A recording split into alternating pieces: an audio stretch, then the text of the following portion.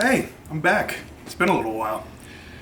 Today, we've come back with a bang. We're going to teach you how to make the most beautiful homemade pasta. Maybe 4 ingredients, super simple, super easy.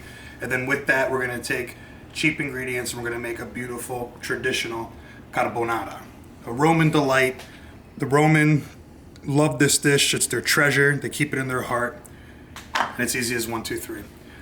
So if you find yourself liking this video, remember to comment, like, subscribe, follow me for more content like this, and we're gonna get right into it.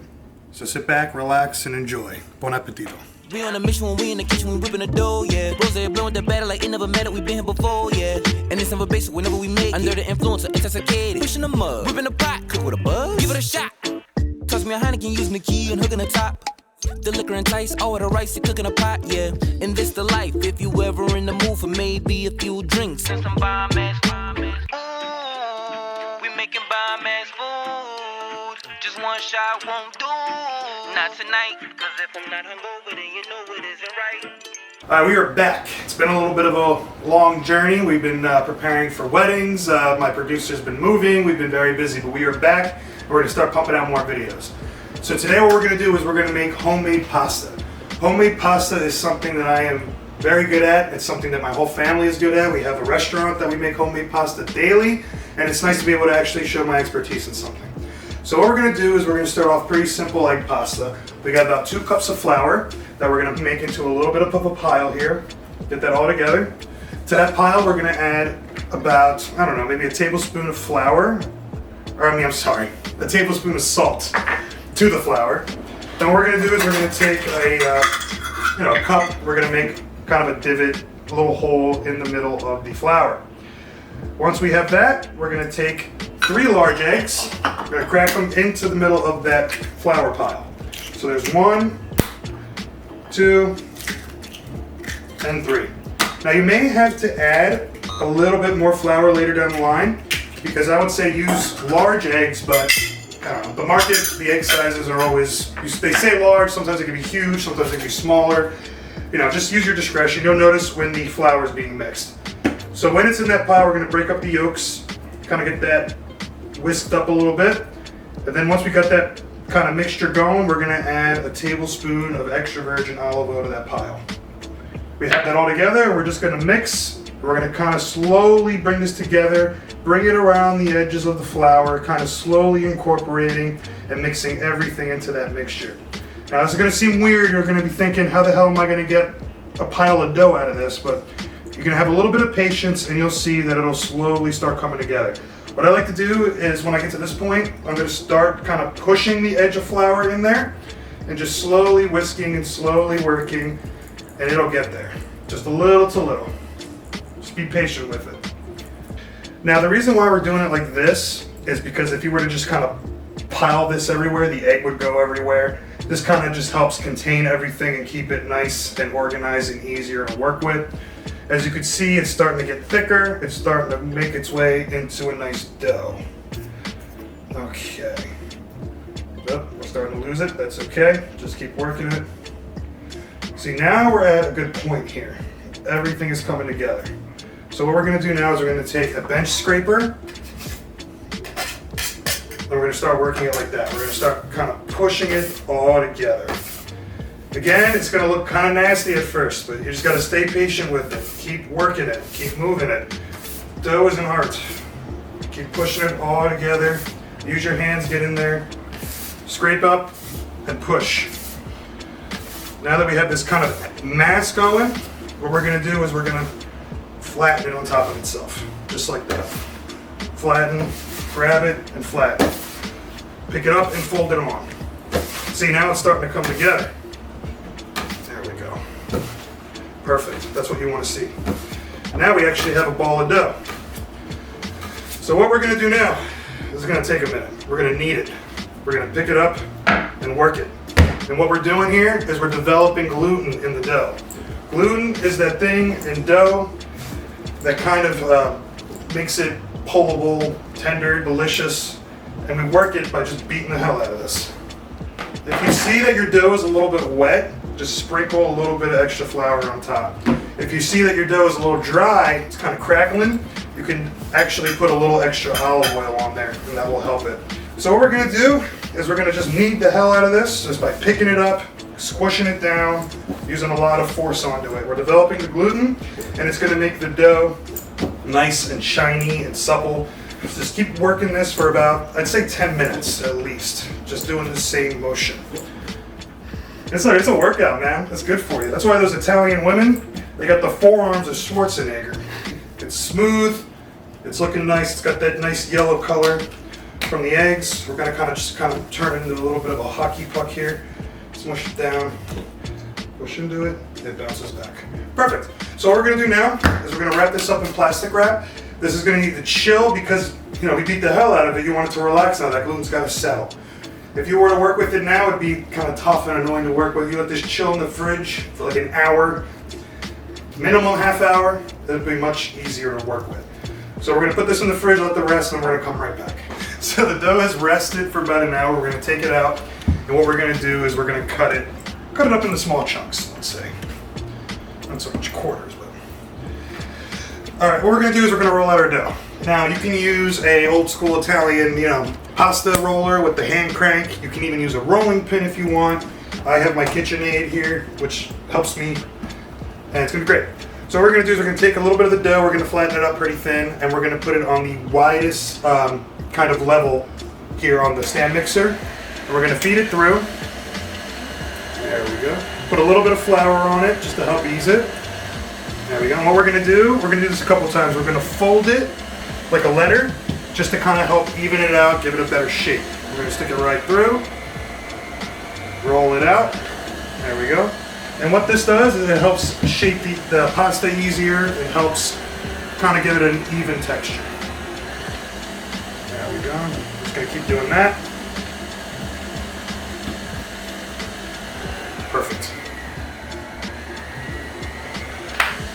We're gonna kind of slowly move over to the kind of tighter nodules here, and we're going to work it from the widest to the lowest to give it a nice even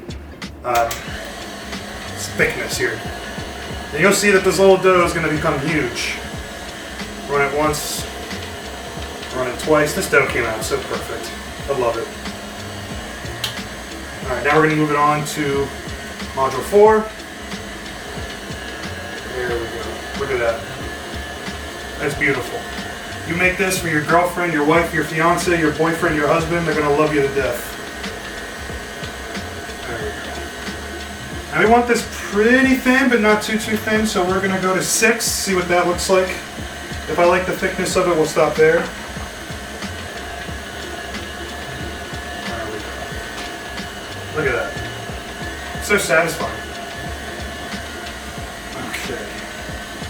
Now the rule of thumb when it comes to pasta is that you want to be able to see through it. The old Italian heads will say that you want to be able to read a love letter through it. That's kind of corny to me, but we're going to do one more because I still think it can be a little bit thinner.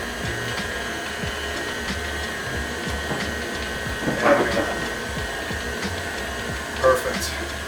Alright, so now once we got our pasta dough rolled out, we're going to sprinkle it with a little bit of flour. Just a little bit. We're going to cover it with a damp kitchen towel to keep it from drying out. And then we're going to go back and roll out some more. So we'll be here in a minute. So the pasta's been rolled out. We got some beautiful sheets of pasta here. What we're going to do now is we're going to cut this pasta out into a shape called tagliatelle. Tagliatelle is kind of just a little bit bigger than a linguine pasta. It's actually one of my favorites. So we're going to run this through. Make sure it goes in evenly, just like that. Perfect. And we're going to kind of grab it as it comes out. This is why we flour the pasta before we put it in, that way it doesn't stick together. Perfect. And what we're going to do is we're going to make sure that it's all separated, which it is, and we're going to kind of like put it into like a little bird's nest, like that. Just kind of set it down. There we go. It's actually really good pasta. I'm very happy with it. We're going to do it again. Just kind of grab it as it falls out. Perfect. And we're going to, just like a little nest. Beautiful. And we're going to just keep doing this until it's all cut. We made, we rolled, we cut, all of our pasta is good to go. It's beautiful tagliatelle, and this is definitely enough. That recipe is enough for 3 to 5 people, depending on your portions. For me, it's probably enough for 3 because I like big bowls of pasta. So we're gonna make a classic carbonara. Now this is, again, like I said, a Roman dish. The first step, what we need to do is we need to get our guanciale. Guanciale is a cured pork product. It's the cheek of the pork. And it's cured with classic ingredients like rosemary, salt, pepper, and garlic. And it is fantastic. Now, you're gonna be pretty hard pressed to find this. If you can't find it, I would go with a unsmoked bacon, just regular slab bacon, no smoke with it. That'll work. You can use pancetta. Pancetta, also same thing, except instead of it being the cheek, it's the pork belly, and that is cured again with the rosemary, garlic, salt, pepper. If you can find that, I would go with that. Again, if you can't find that, go with the unsmoked bacon. Don't use smoked bacon, it's not gonna work, you're gonna ruin your dish. So what we're gonna do is we're gonna actually take the rind off of the guanciale. We're just gonna peel that off, cut that right off, because it's tough, it's unnecessary, it does nothing. It's over here, and back here as well. We're gonna slice that right off. Perfect. And now what we're gonna do is we're gonna cut this into lardons. Lardon is a fancy French word that's just chunks of meat. So we're gonna cut this into strips. I wouldn't say use the whole thing here, just a good amount. There we go, that should be good enough. And then we're gonna take this and we're gonna cut this into the little strips. About maybe a 1/4 inch. Just like that. Perfect. Beautiful. We're gonna put this to the side for a second. We're gonna put our lardons, or guanciale, right into the cold pan. And we're gonna put this on low to moderate heat. So right in the middle there. So the idea is of putting it in a cold pan is that we are slowly rendering the fat out of the pork. And that's gonna produce the oil that we need. So by doing that, we're going to be able to get nice crispy pieces of the guanciale. And you'll start to see that the fat is going to render pretty quick because these things are full fatty. Nice and slowly, because if you do it too fast, if you just bump this all the way up to high heat or throw it into a hot pan, the only thing you're going to do is you're going to burn the fat. And if you burn the fat, it's going to completely take over the flavor of the entire dish. And that, my friends, is not a good idea. So just rendering all that fat. As you can see, if you want to get in close if you can, it's starting to turn clear. All the fat is slowly rendering out. You can see the oil. That's the natural oil coming off of the guanciale itself. And that's all you need. That's what's going to crisp this up. You don't need to add any extra olive oil or anything like that. You got plenty of the fat from the actual pork itself. While that's going, what we're going to do is we're going to prepare our sauce base for the actual carbonara. And what we're doing here is we're taking a good amount of cheese, probably 2 cups. Let's say 2 cups of Parmesan cheese. If you can find Pecorino cheese, even better. What we're gonna do is we're gonna crack 3 eggs into that base. Right into the cheese. 3 whole eggs. And we're going to mix all the cheese and the eggs together. Get that nice, it's going to thicken up beautifully. Mix, mix, mix, mix, mix, and this is going to be the sauce base. Perfect. That's what you're looking for. Put this aside for now. Come back to here. Turn this around. Get this going. You can see it's starting to crisp up beautifully, which is what you want to see. And what I'm going to get doing in the background is I'm going to get a pot of water boiling for our pasta. Now normally we would season our pasta water before we put boiling pasta in it. We're going to refrain from that because the cheese and the sauce base, the pork from the guanciale, is already pretty salty. So I don't think we need any extra salt with this. So I know it's weird, I'm not seasoning. There's a reason for that.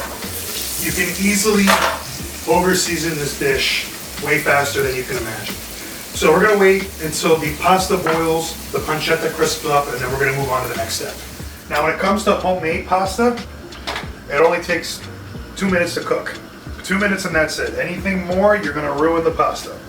So we're gonna grab a nice handful and drop it right in there.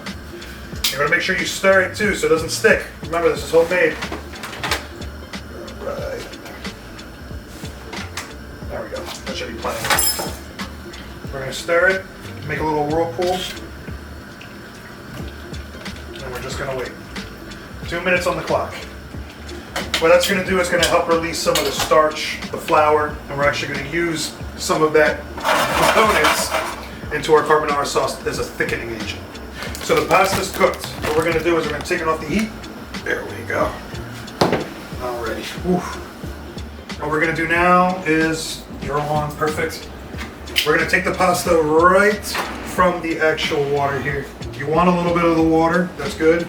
Take this off the heat, very important because you're introducing water to a fat. And it's gonna sit. Perfect. You do that over the heat, that's bad news bears. Give it a little toss. Throw that in.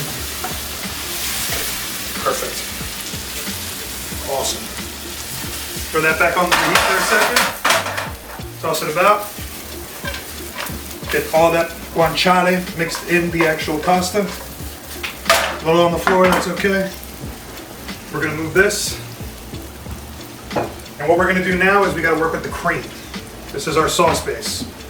What we need is a little bit of the pasta water.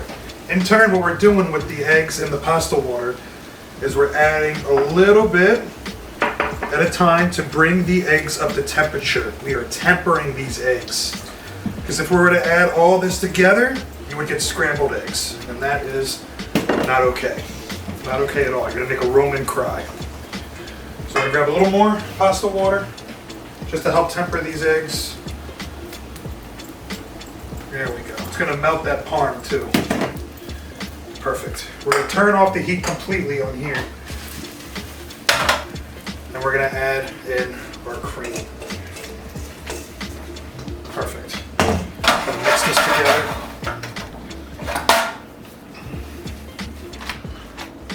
Throw that around. We're gonna put it back into the bowl. Mix that all together here as well. Nice creamy carbonara. You're gonna love editing this later, Ferry. All these noises. Now the most important bit next is pepper. You want to add a lot of pepper to this dish. It seems like a lot, but it's called for. That's how it works. Carbonara, you get ground pepper. Beautiful. Carbonara is meant to be eaten right away. You don't want to wait. We're gonna take the tongue. We're gonna kind of stir it together here. Perfect. Look at that.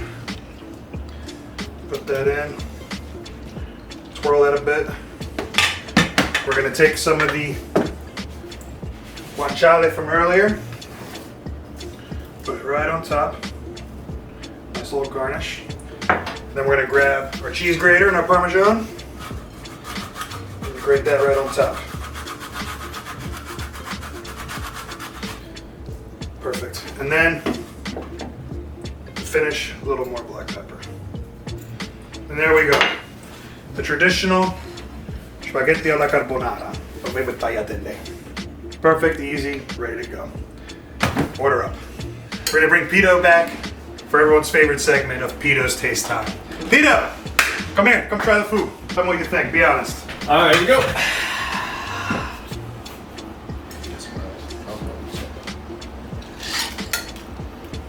Damn.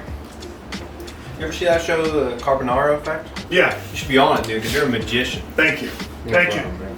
Look at him go. That is a good way to make homemade pasta and incorporate it into a beautiful traditional Italian dish. Tune in next time. I want to keep making Italian food, keep making pasta dishes, and we'll see where we're going to go from here. But thanks for stopping by. Have a beer on me.